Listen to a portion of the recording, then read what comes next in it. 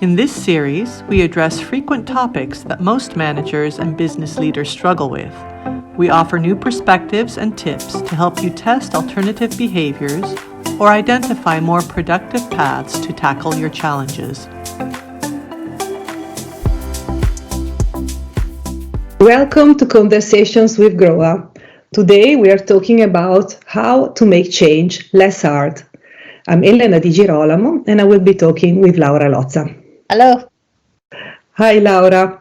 As usual, I have some emails and this time we selected the ones that ask about dealing with change. The first one is with Vicky. She's struggling with the constant reorganizations in her company that create confusion and demotivation in her and her colleagues. Another one is from Carlotta. She applied and obtained for a new job, but now she feels uncertain and she's afraid it was a mistake to accept. They need advice about these changes they are facing. What do you think about it?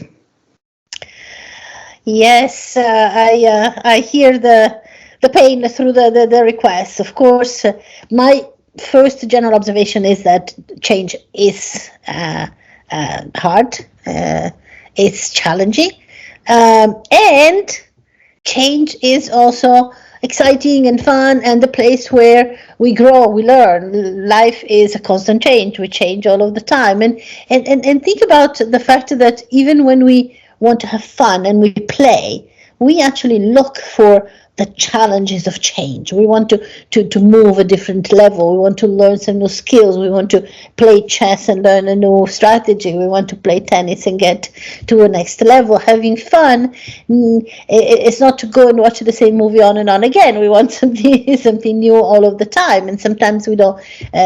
We were disappointed. But work, of course, is particularly challenging because a lot of the changes are coming to us. Maybe we don't necessarily always choose. Although in the case of Carlotta, she says she wanted a job and then she finds out that it is hard and she gets a little bit upset. I often use a metaphor that makes me smile and makes me think about the change in a more positive and productive way. I'm thinking about playing a computer game like a Super Mario. When you play Super Mario and you struggle through learning everything about the first level and you win the first level, you go over to the next level, to level 2. That's like that would be a metaphor for Carlotta changing, moving to a different position. All of a sudden, you were so capable. You had succeeded in finding all of the traps and avoiding them all in the level 1, and then level 2, bada bang, Super Mario falls into the lava all of the time. It's hard. You are sometimes tempted to go back to level 1, but it is boring, and that is where we need to realize that, of course, maybe our expectation is that switching might happen faster than we think. And when we are beginner in a new situation, even if we are experts from before, the new situation demands new thinking, new skills, new approaches. So it can be tiring. It can be a little bit scary. But, I think about the Super Mario just to crack a little smile. And as I said, sometimes when the change is imposed, it might be a little bit harder, might be perceived as hard, especially when there are many changes one after the other and we don't have the time to learn. It would be like, going in the Super Mario example, skipping levels, going quickly from level 1 to level 10, and then we really don't know how to handle it because we haven't gone through the systematic approach of learning one thing at a time. Most people would just give up and stop playing, and that is what happens when there are too many changes. People get demotivated, and we need to understand that. We need to accept that it is normal to feel the hard the hardship, and that it is particularly hard when many things change at the same time, and we need to learn to speak up so that we can identify together with the others a strategy to cope. Yes, I really understand, and I especially like your Super Mario example metaphor, because it brings the fun part, but also the scary part, or the feeling of not knowing it all and not being good enough. There is an important part that is, of course, acceptance. The change is something that happens, and sometimes you just have to accept it and just go with it. Yeah, and accept it doesn't necessarily mean that that you feel like that you accept it to be put into the place of the victim. That is a major difference for me. So accepting that sometimes things are out of our control, of course, otherwise we just fight against hypothetical windmills, but also accepting that it is natural, acknowledging that it can be tiring, it can create fatigue. And when I say acknowledging and accepting that, it means that sometimes we also have to share our feelings, to get them out, to vent.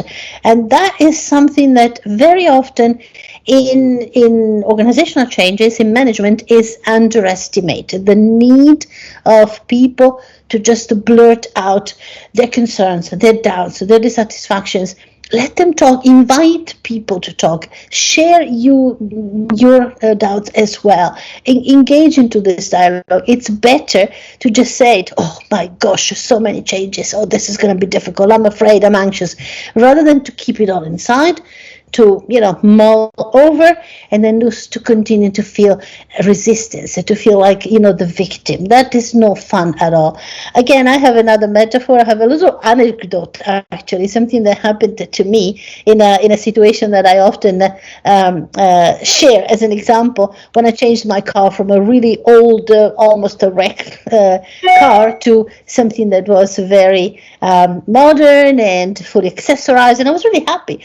But in change, there's always something that is difficult to deal with, that is something that bothers you. And in the case of my beautiful new car, the cup holder was put in a position that was really not very comfortable, not very convenient, and I couldn't think of nothing else than that. It bothered me so much that I wasn't even thinking about all of the new beautiful things. I had to express my disappointment, and it was becoming very big, and all these engineers who designed something beautiful, and I felt like it was against me. They haven't thought about a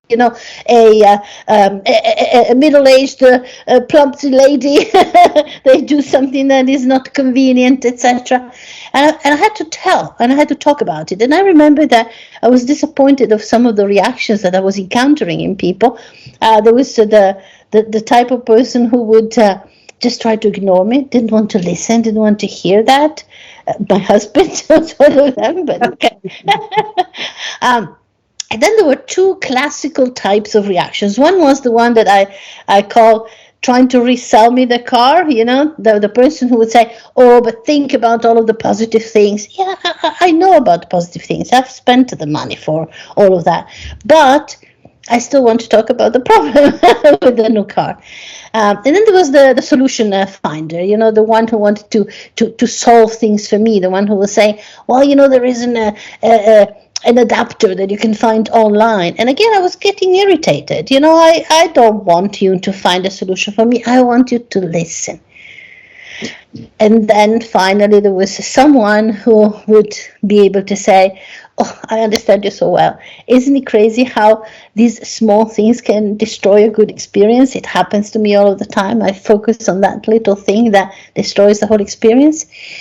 And that was it. That was all I needed. All I needed was to be validated, to be heard, to be seen, to have someone, find that kinship, to say, yeah, it's true, it is hard.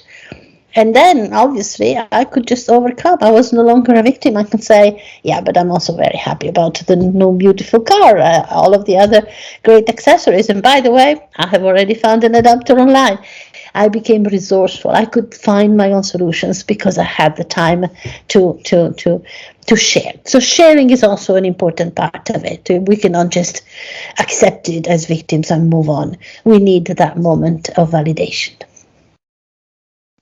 Yes, so if I can summarize all the things that we have learned today, there are three things I would extract from what you taught us. First, give yourself and the others the time and the possibility to share doubts, fears, negative feelings.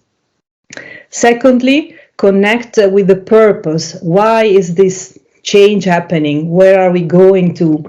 There is a positive side of change. Connect with that. And the third and last one, move on without expecting that you know all of it immediately. Just give it the time to discover and know that when things change, there is also an unknown part that will come with time. Absolutely, absolutely. Perfect recap. Thank you, Elena. And I would just say, do not forget to celebrate the learning, because, yeah, as you say, there will be hiccups, there will be confusion points, there will be mistakes, and so that is how we learn. And when Super Mario falls into the lava, we need to to remember the purpose, and it's useful to learn every time and celebrate. And that is what we do when we have workshops. We facilitate a lot of groups going through changes, and we make sure to also include celebration of the learning through the mistakes. Thank you for today. And I'll see you next time. If you have a question or a topic of interest, please email laura@grooa.com. Thanks for listening.